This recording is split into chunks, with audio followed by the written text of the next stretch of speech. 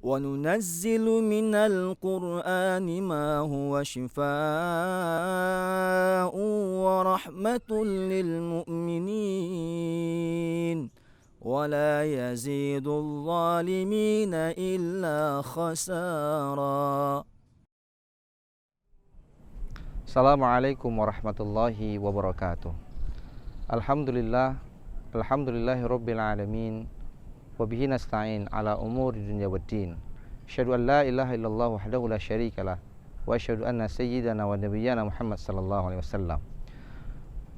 Wa qala Allah ta'ala fil Qur'anil Karim, a'udzubillahi minasyaitonir rajim.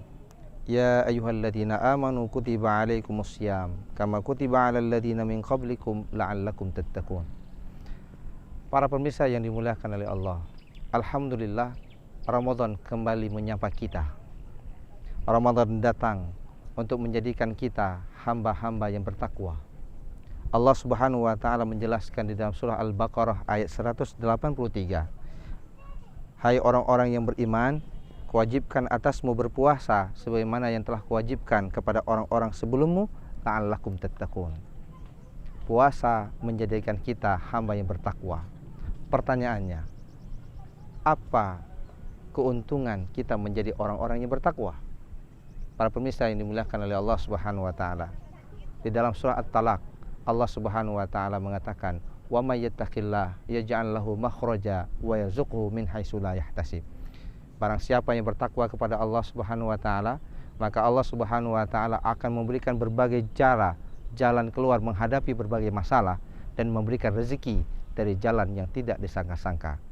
Para pemirsa yang dimuliakan oleh Allah Subhanahu wa taala, menjadi orang yang bertakwa adalah menjadi pribadi yang sukses di dunia dan di akhirat.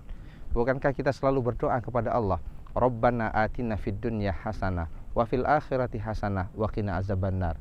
Kita meminta kepada Allah supaya kita menjadi orang yang bahagia di dunia dan juga kita menginginkan untuk menjadi orang yang bahagia di akhirat.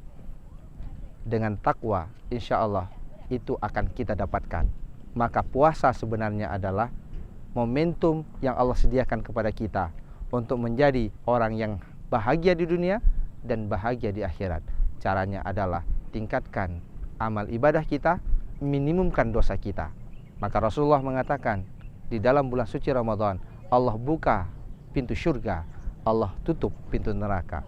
Artinya Allah berikan peluang kita untuk bertaubat, Allah berikan peluang bagi kita untuk masuk surga, Allah berikan peluang kita untuk beribadah, dan Allah tutup sebab-sebab yang bisa kita terjebak dalam perbuatan maksiat.